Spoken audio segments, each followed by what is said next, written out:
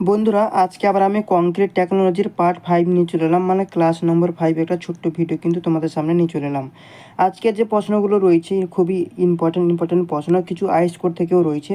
তো চলো শুরু করা যাক। সর্বপ্রথম 1 নম্বর প্রশ্ন কী বলছে দেখো, what is the unit for standard deviation. কী বলেছে দেখো, standard deviation in concrete mixed design. Concrete mixed ডিজাইনের কিছু স্ট্যান্ডার্ড ডিভিয়েশনের সম্পর্কে এখানে জিজ্ঞেস করেছে। ঠিক আছে, আগে আমরা তার চার্টটা দেখে নেব এবং সেখানে অপশান কী কী দিয়েছে, মানে এই স্ট্যান্ডার্ড ডিভিয়েশনের ইউনিটটা কী সেটা আমাদের জিজ্ঞেস করেছে। এমপিএ না কেজি পার এমকিউ না নো ইউনিট না সেন্টিমিটার স্কোয়ার। তো বুঝবো কী করে? তো চলো আইএস কোড কী বলছে। আইএস কোডে কিছু ডেটা রয়েছে, সেই ডেটাটা আমি তোমাদের সামনে শো করাচ্ছি। দেখো আইএস কোডের যে ডেটাটা রয়েছে সেই ডেটা এখানে কি বলছে দেখো, এখানে টেবিল নম্বর 8, তুমি যদি আইএস 456-2000-এ যাও, পেজ নম্বর হচ্ছে তোমার 23 নম্বর পেজ এবং টেবিল নম্বর হচ্ছে তোমার 8। এখানে তুমি দেখতে পাচ্ছ টেবিল নম্বর 8, সেখানে কিন্তু তোমাদেরকে বলে দিয়েছে অ্যাজিউম স্ট্যান্ডার্ড ডিভিয়েশান। ঠিক আছে, তোমার যে ক্লস রয়েছে 9.2.4.2 অ্যান্ড টেবিল নম্বর 11, ওখানে তুমি আরও কিছু পাবে।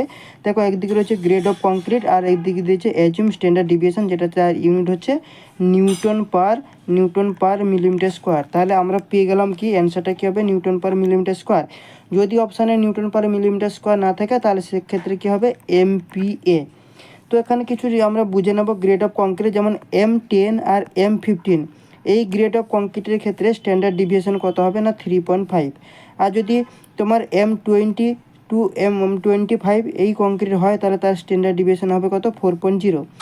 আর M32 থেকে M50, মানে M30, 35, 40, 45, 50 এই কটা যদি গ্রেড হয় তাহলে সেক্ষেত্রে স্ট্যান্ডার্ড ডিভিয়েশন হয়ে যাবে কত, 5.0। এটা আমাদের কথা না, এটা হচ্ছে 456-2000 আমাদের যে ইন্ডিয়ান স্ট্যান্ডার্ড কোড রয়েছে সেখানে পাবে। কোথায়, পেজ নম্বর 23 টেবিল নম্বর 8-এ গেলে কিন্তু তুমি এটা সম্পর্কে বিস্তারিত পেয়ে যাবে। তাহলে চলো এখানে আমরা বুঝে নেবো এখানে কী কী দিয়েছে। এমপিএ দিয়েছে, এমপিএ দিয়ে দিয়েছে মানে আমাদের এমপি হয়ে যাবে, কেন নিউটন পার মিলিমিটার স্কোয়ার নেই। তাহলে কী হয়ে যাবে, নিউটন পার মিলিমিটার স্কোয়ার।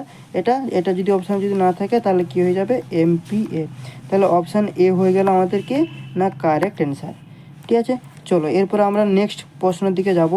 নেক্সট প্রশ্ন কী বলছে দেখো, 2 নম্বর প্রশ্ন বলছে what is the following factor. কি, what is the following factor does not affect the stability of concrete.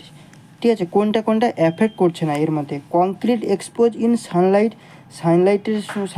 দ্বিতীয়ত বলে দিয়েছে তোমার কভার অফ রিভার, সি বলেছে শেপ অফ ইউনিট, আর ডি নম্বর বলছে ওয়ার্ক ইফিসিয়েন্সি অফ কনস্ট্রাকশন। দেখো সর্বপ্রথম আমি তোমাকে বলি, factor affecting the stability of concrete কার উপরে অ্যাফেক্ট করে না, তোমার হাই হিউমিডিটি অ্যান্ড তোমার রেনফল এটার উপর এফেক্ট করে। তারপর হচ্ছে আলট্রা ভায়োলেট তোমার যে রেজিস্ট্যান্স সেটার উপর এফেক্ট করে, কেমিক্যাল রেজিস্ট্যান্সের উপর এফেক্ট করে, সি ওয়াটার এক্সপোজের ক্ষেত্রে এফেক্ট হয়। তারপর হচ্ছে তোমার সানফেড রেজিস্ট্যান্সের উপরে করে। ঠিক আছে, তো এগুলোর মধ্যে এখানে কী বলেছে, ডাজ নট এফেক্ট। এখানে দেখো কী বলেছে, ডাজ নট এফেক্ট। তাহলে কোনটার উপরে এফেক্ট করবে না, এই যে কভার অফ রিভার এফেক্ট করে, শেপ অফ ইউনিটের উপরে এফেক্ট করবে, ওয়ার্ক ইফিসিয়েন্সি অফ কনস্ট্রাকশনের উপরে এফেক্ট করবে। তাহলে এই যে অপশান নম্বর এ রয়েছে কংক্রিট এক্সপোজ ইন সানলাইট, এটার উপরে কিন্তু এফেক্ট করে না। সুতরাং আমাদের কী হয়ে যাবে, অপশান এ হয়ে যাবে কি আমাদের কারেক্ট অ্যান্সার। ঠিক আছে, চলো এরপর আমরা 3 নম্বর প্রশ্নের দিকে যাব। 3 নম্বর প্রশ্ন কি বলছে দেখো, 3 নম্বর প্রশ্ন যেটা বলছে the weight of normal wait concrete is. Normal wait কংক্রিটের ওয়েট কত, এটা আমরা কি জানি, এর আগে আমিও করিয়েছি যে 2300 কেজি পার এমকিউ টু তোমার 2600 কেজি পার এমকিউ। এটা তুমি পাবে কোথায় না, আমার যে ইন্টারভিউ যে সিরিজটা রয়েছে, কমসে কম প্লে লিস্ট একটা রয়েছে ইন্টারভিউ সিরিজ, তো সেখানে কমসে কম 100টার বেশি রয়েছে। ঠিক আছে, 110টার মতো কন্টেন্ট রয়েছে। সেক্ষেত্রে এগুলো সম্পর্কে আমি পুরো ডিটেলসের সঙ্গে কিন্তু আলোচনা করেছি, তবু আরেকবার করে দিলাম। ঠিক আছে, চলো 4 নম্বর কী বলছে, the unit weight of heavy weight concrete various. Heavy weight কংক্রিটের যে ইউনিট ওয়েটটা ভেরি করে কত থেকে কতর মধ্যে, আচ্ছা তোমার 3400 কেজি পার মিটার কিউ থেকে 4000 কেজি পার এম কিউ।